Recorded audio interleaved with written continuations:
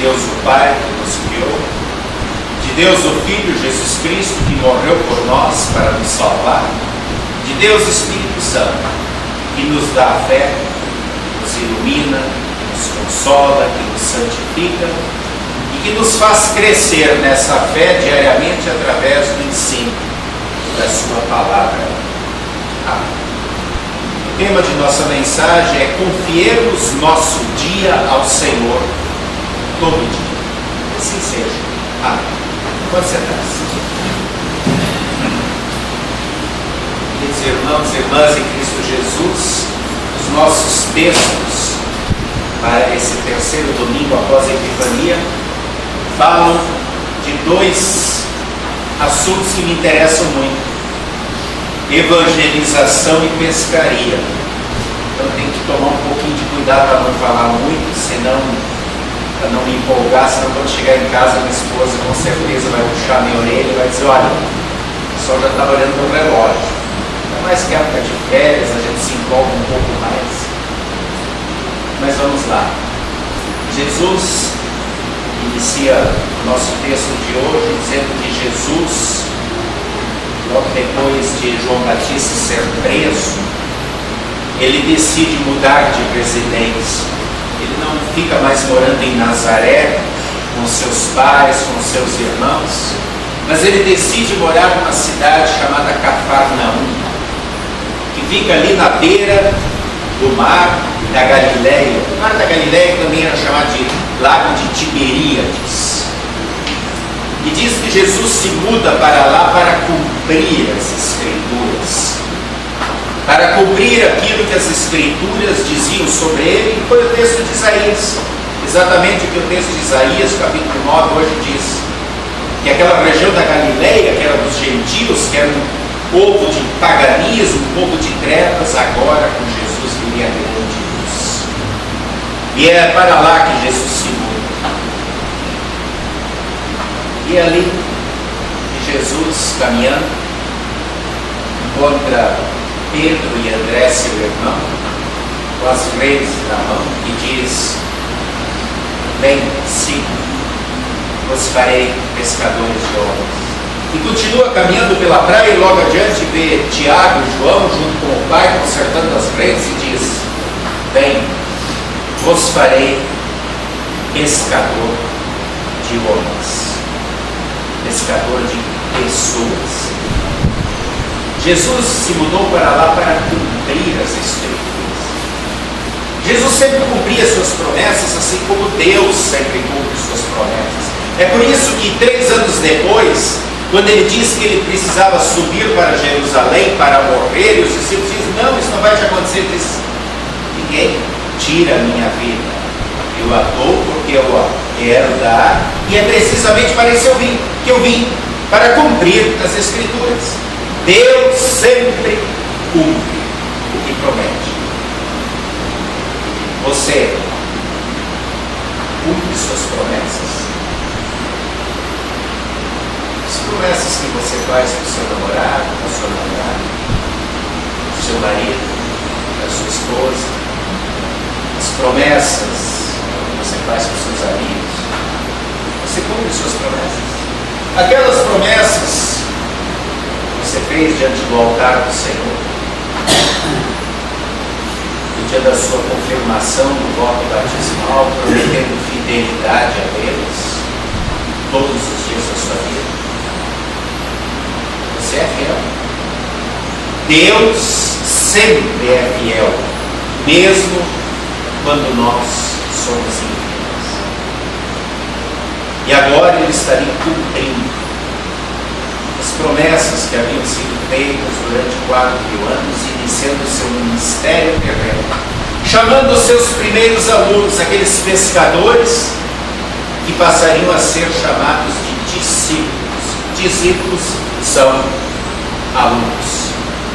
E eles prontamente seguem a Jesus. Eles não impõem condições, eles não fazem perguntas, eles não colocam objeções, porque eles já tinham fé. Há quase 2 meses antes, João Batista havia apontado o dedo para Jesus e dito: este é o Cordeiro de Deus que tira o pecado do mundo. E ali estavam presentes André, irmão de Pedro, que foi correndo chamar Pedro e diz: achamos o Messias.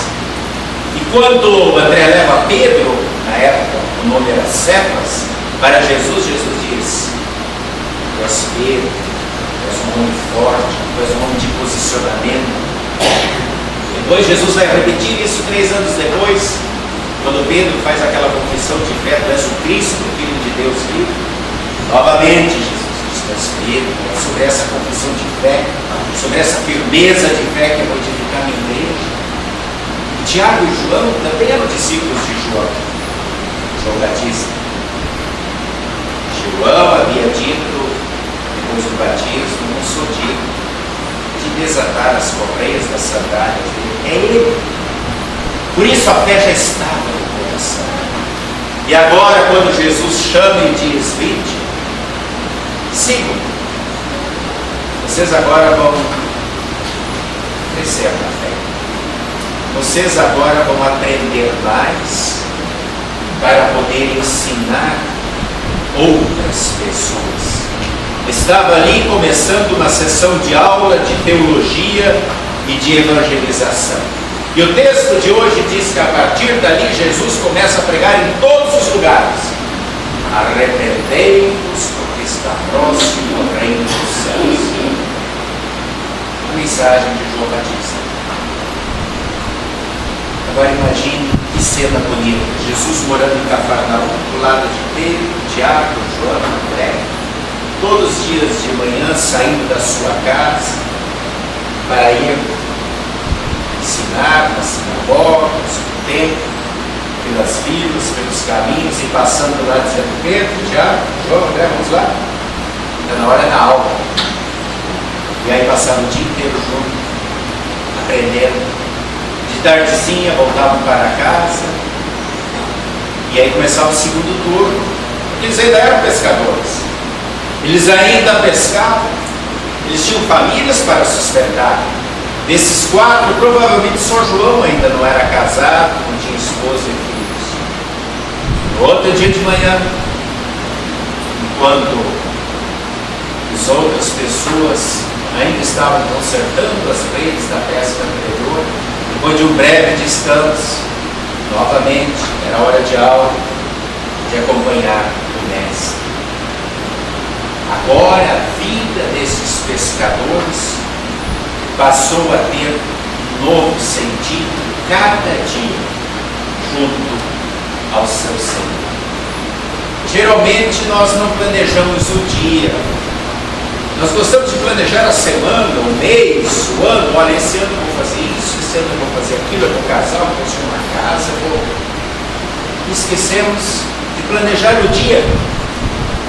Lá no Salmo 118, versículo 24, está escrito: este é o dia que o Senhor fez, regozijemo-nos, alegremo-nos nele, dia após dia. Por isso escolhi como tema da mensagem: confiemos nosso dia ao Senhor, todo dia. Iniciar o dia, como nós iniciamos hoje ao virmos a igreja, a casa de Deus, dizendo: Senhor, muito obrigado por mais um dia, acompanha-me nesse dia, eu quero estar na tua casa para buscar a bênção para esse dia e para sempre. Nós confiamos o nosso dia ao Senhor, todo dia,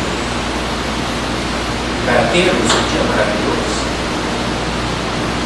Eu estou de férias e gosto muito de praia. E na beira da praia, sentado ao lado do guarda-sol, admirando o belo mar. Dizem os poetas que é azul turquesa, eu sempre acho que aquilo é verde, mas de qualquer maneira é lindo. As belas nuvens, sentindo a brisa do vento, as ilhas, a distância, as árvores balançando, pensando: oh meu Deus, que dia maravilhoso, quanta coisa maravilhosa maravilhosa, guarda-sol popular, voltamos para trabalho sol, de repente, um bombardeio, sem sirene, sem alarme, um bombardeio extasiado, tem que olhar para cima e vejo aquela gaivota se juntando às outras gaivotas, sorrindo, fazendo uma algazarra, porque o alvo vai sair. Sem alarme, sem sirene, dizendo que o bombardeio seria feito. Interessante, eles não têm GPS, não têm radar, mas acertam exatamente o alvo, centenas de quilômetros de areia, de mar, mas consegue acertar o alvo, acabou-se o dia. Homem ao mar. Aquela sujeira, parece que ele não sai, parece que ele fica. Já saiu, mas parece que continua. Quer dizer, o mar continua ali, as nuvens estão ali, as árvores continuam ali, a brisa é a mesma brisa, mas parece que o dia já não é mais o mesmo. Parece que o dia se foi por causa daquele ataque aéreo, daquele bombardeio certeiro. Os pássaros, eles têm a capacidade de estragar o nosso dia. Fecham aeroportos. Às vezes a gente vê um urubu batendo no avião, não dá problema. Acaba com o trânsito, quando vem aquele bombardeio aéreo em cima do para-brisa. Acaba com a vida da dona de casa, imaginando que você acabou de lavar sua roupa, estende no varal e vem um louro qualquer e faz alguma sujeira lá.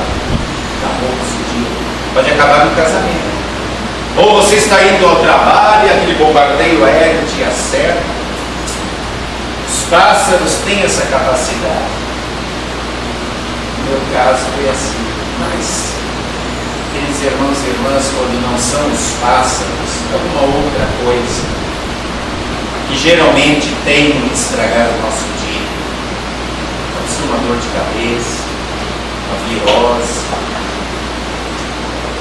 pode ser uma doença que nos persegue. Quando acordamos de manhã, tudo dói. Pode ser o enterro de um amigo que tivemos que acompanhar, que no dia anterior ele estava ali batendo papo, conversando com a gente. E agora ali, junto ao corpo inerte, perguntamos: quando vai ser a minha vez? Pode ser um acidente de carro, pode ser uma calamidade, uma enchente, terremoto, vulcão, pode ser aquele retorno à casa, com aquele envelope de demissão, e agora como é que eu vou falar para minha esposa, para os filhos, que os gastos terão que ser reduzidos, até o papai arranjar um emprego.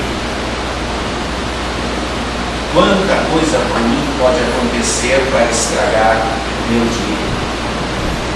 Pode ser um leito vazio que o cônjuge, o companheiro, a companheira abandonou. Pode ser um momento de despedida de um filho que eu criei com tanto carinho, com tanto cuidado, e agora eu tenho que levá-lo para estudar fora, numa faculdade, ou trabalhar em outra cidade. Eu o levo para a rodoviária, para a República, para o apartamento, me despedindo dele, só vou vê-lo semana, ou talvez nas férias, eu não quero porque é parte minha. Ou como aconteceu comigo, com minha filha, que depois do Natal foi viajar para o norte, e daqui até o aeroporto eu ficava pensando: como era que eu não venho, que dei errado, querendo sequestrar minha própria filha, ia passar um mês longe de casa. E a gente que é pai e mãe, às vezes quer agarrar, quer segurar, e quando arranja um namorado, a namorada, a gente começa a apontar defeito, ver um monte de dinheiro, olha, isso aqui não dá, porque a gente quer só pra gente, e a gente está estragando o dia dele. O nosso dia. Mas a gente é assim, é egoísta, mesquinho. A gente tem que aprender a lutar. A gente tem que aprender a dar uma chance ao nosso dia. Como conseguir ter um bom dia? Tanta coisa errada que pode acontecer, além do bombardeio aéreo. às vezes não é fácil. Mas precisamos tentar virar a mesa, silenciar os resmunhos e dizer, como disse o salmista Davi: este é o dia que o Senhor fez. Alegremos, regozijemos nesse dia. Decidir dar uma chance ao dia. Lembrar que Deus não tira férias. Que Deus continua dia após dia sentado no trono eterno, no comando de tudo. Porque Ele é o Deus eterno, onde os dias não passam. Quando confiamos o nosso dia a Deus, podemos ter certeza que coisas ruins vão acontecer, mas que a gente vai conseguir limpar a sujeira, que a gente vai conseguir passar por aquilo, que a gente vai se estressar menos, que as coisas negativas que muito nos incomodam vão nos incomodar menos. Não vai sobrar tempo para ficarmos reclamando, acusando, dizendo que está tudo errado, e já colocamos tudo nas mãos do nosso Deus. Queridos irmãos e irmãs, se fizermos isso no dia de hoje, se fizermos isso no dia seguinte, se fizermos isso no outro dia e no outro dia, teremos uma semana maravilhosa, teremos um mês maravilhoso, teremos um ano maravilhoso de bons dias, confiando tudo nas mãos do Senhor. É disto que são feitas as